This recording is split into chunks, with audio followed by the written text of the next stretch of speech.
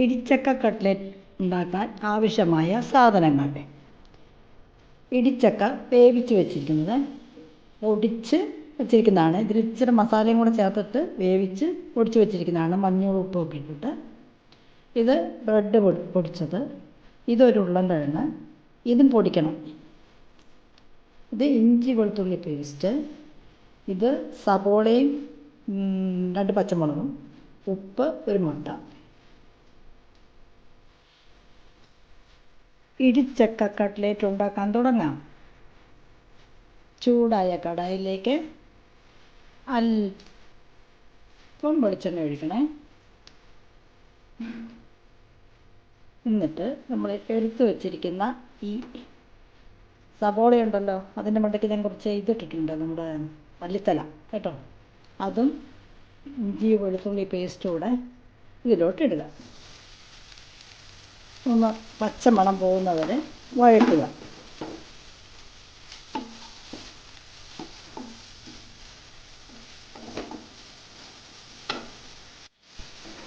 ഇതിലോട്ട് കുറച്ച് ഉപ്പൂടെ ഇടുക. ഒന്നിളക്കി. ഇടിച്ചക്ക നമ്മൾ വേവിച്ചൊക്കെ വെച്ചിരിക്കുന്നതാണ്, എന്നാലും അതും ഒന്ന് ഇതിലോട്ടിട്ട് ഒന്ന് ഇളക്കുക.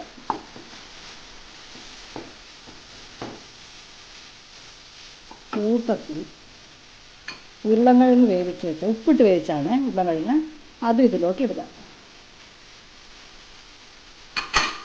അതൊന്ന് പൊരിച്ച് വെച്ചതാണ് കേട്ടോ ഈ ഉരുളൻകിഴങ്ങ്. ഇതിട്ട് നല്ലവണ്ണം ഇത് യോജിപ്പിക്കുക. എന്നിട്ടൊന്ന് ചൂടാക്കുക. നന്നായി ഒന്ന് ചൂടാകണം. എല്ലാം വേവിച്ചതാണ്, എന്നാലും ഒന്ന് നന്നായി ചൂടായിക്കും. ഇതിലോട്ട് ഞാൻ ഇച്ചിരി മഞ്ഞളും ഇട്ടിട്ടുണ്ട്, ഉപ്പും ഇട്ടിട്ടുണ്ടായിരുന്നു. ഇച്ചിരി ഉപ്പിൻ്റെ കുറവുണ്ടായിരുന്നു കേട്ടോ. ഇതെല്ലാം കൂടെ കൂട്ടി ഇളക്കണം. സ്റ്റൗ ഓഫ് ചെയ്യാൻ പോവുകയാണ്. ഇനി ഒന്ന് ചൂടാറാൻ മാറ്റി വയ്ക്കുക. മൈദ കലക്കി വെച്ചത് ഇതുകൊണ്ടുള്ളത് ആദ്യം ഉണ്ടാക്കാം. ഇത് മൈദ കുറച്ചെടുത്ത് കലക്കി വെച്ചിരിക്കുന്നതാണ്. ഞങ്ങളുടെ വീട്ടിലൊരു പക്ക വെജിറ്റേറിയനുണ്ട്, അതിന് വേണ്ടിയിട്ടുള്ളതാണ്. ഇത് കോഴിമുട്ട അല്പം ഉപ്പിട്ട് അടിച്ച് പതപ്പിച്ച് വെച്ചിരിക്കുന്നതാണ് കേട്ടോ. നോക്കിയൊക്കെ, ചക്ക ഇങ്ങനെ ഉരുട്ടി പരത്തിയെടുക്കുക. ഇത് ബ്രെഡ് ക്രംസാണ്. ഇത് മൈദ കലക്കിയതാണ്. ഇനി ഉണ്ടാക്കുന്നത് ഞാൻ പറയാം. നോക്കിയിട്ട് ഞാൻ ഒരു കടായിലോട്ട് കുറച്ച് വെളിച്ചെണ്ണ ഒഴിച്ചുള്ളൂ. കാരണം എന്താണെന്ന് വെച്ചാൽ ഇത് കുറേ എണ്ണയിലോട്ട് മുക്കി പൊരിക്കേണ്ട ആവശ്യമൊന്നുമില്ല. എന്താണെന്ന് വെച്ചാൽ ഈ എണ്ണ പിന്നെ എന്തിനും പറ്റും, എന്തോ ഉണ്ടാക്കാൻ ഉപയോഗിക്കാം, ഒന്നിനും പറ്റത്തില്ല. ഇവിടെ കളയത്തേ ഉള്ളൂ. അപ്പം ഞാനൊരു കണ്ടുപിടുത്തമാണ്. ഇതെല്ലാം ഞാൻ നല്ലവണ്ണം വേവിക്കുകയും അതുപോലെ തന്നെ കടായിലിട്ടിട്ട് നല്ലവണ്ണം ഒന്ന് വഴറ്റിയെടുക്കുകയും ചെയ്തതാണ്. ഇത് പിന്നെ വീണ്ടും എണ്ണയിലോട്ടൊന്നും ഇടേണ്ട കാര്യമില്ല. ഞാനിത് കുറച്ച് എണ്ണ എടുത്തിട്ടുള്ളൂ. ഇനി ഈ എണ്ണയിലോട്ട് ഒന്ന് ഞാൻ കാണിക്കാം. ഇത് പരത്തി വെച്ചത് ഈ മൈദയിലോട്ട് മുക്കി ഈ ബ്രെഡ് ക്രംസിലോട്ട് ഒന്ന് നന്നായിട്ട് എടുത്ത് അത് ഓരോന്നായിട്ട് എണ്ണയിലോട്ടിട്ട് തിരിച്ച് മറിച്ച് എടുക്കുക. ഇത് നോക്കിക്കേ, മൈദയിലോട്ട് മുക്കി ബ്രെഡ് ക്രംസ് പൊതിഞ്ഞ് വെച്ചിരിക്കുന്നതാണ്.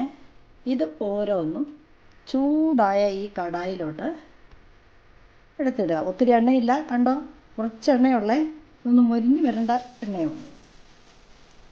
ഇത് ഞാൻ ആദ്യം മൈദയിൽ മുക്കി പൊരിക്കുന്നതാണ്.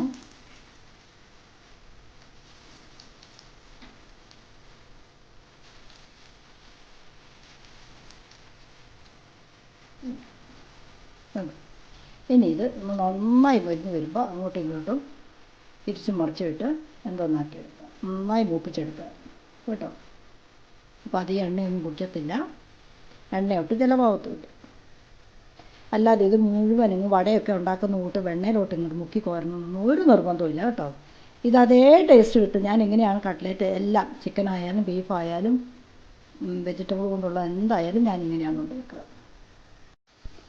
പലരും എന്നോട് ചോദിക്കാറുണ്ട്, ഇങ്ങനെ എണ്ണ കുറയില്ലെങ്കിൽ ഇത് പൊട്ടി വരത്തില്ലേ? ഞാനൊരു പ്രാവശ്യം തിരിച്ചിട്ടേ, എവിടെയും പൊട്ടിയിട്ടില്ല കണ്ടോ. എന്തിനാണ് ആവശ്യമില്ലാണ്ട് എണ്ണയിലോട്ടിട്ട് എന്തോന്നാക്കുന്നത്? എണ്ണയൊന്നും അത്ര നല്ലതൊന്നുമല്ല. മൊരിഞ്ഞ് വരുന്ന ഇടിച്ചക്ക കട്ട്ലേറ്റ് കണ്ടോ? ഞാൻ ഇച്ചിരി വെളിച്ചെണ്ണ ഒഴിച്ചുള്ളൂ, അത് അതിൽ തന്നെ കിടക്കുന്നുണ്ട്. ഇതാറെണ്ണം റെഡിയായേ. ഇനി അത് ഇതുപോലെ മുട്ടയിലെടുക്കാം. നമുക്ക് മുട്ടയിൽ മുക്കി വയ്ക്കുന്നത് കാണിക്കാം കേട്ടോ. നോക്കിക്കേ, ഇച്ചിരി എണ്ണ ബാക്കി വരും കണ്ടോ. ഇനി മുട്ടയും കൊണ്ട് ഉണ്ടാക്കുന്നതിന് ഞാൻ ഇച്ചിരി കൂടെ വെളിച്ചെണ്ണ ഇതിലോട്ട് ഒഴിക്കുക, അതാണ് കൂടുതൽ. ഇത് ഞാൻ വേറൊരു ഷേപ്പിൽ ഉണ്ടാക്കിയതാണ് കേട്ടോ. ഇത് ഇതേപോലെ മുട്ടയിൽ മുക്കി ബ്രെഡ് ക്രംസിൽ മുക്കിയിട്ട് ചൂടായ കടായിലോട്ട് ഇച്ചിരി വെളിച്ചെണ്ണ ഒഴിച്ചിട്ട് ഇടുവേ.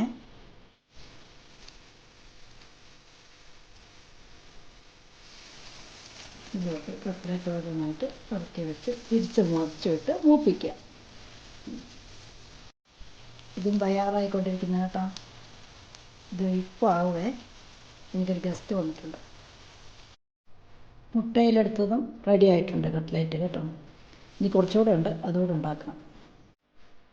ഇത് മൈദയിലെടുത്തത്, മൈദ കൊണ്ട് ഇത് മുക്കിയെടുത്തത്, ഇത് മുട്ടയിൽ മുക്കിയെടുത്തത്.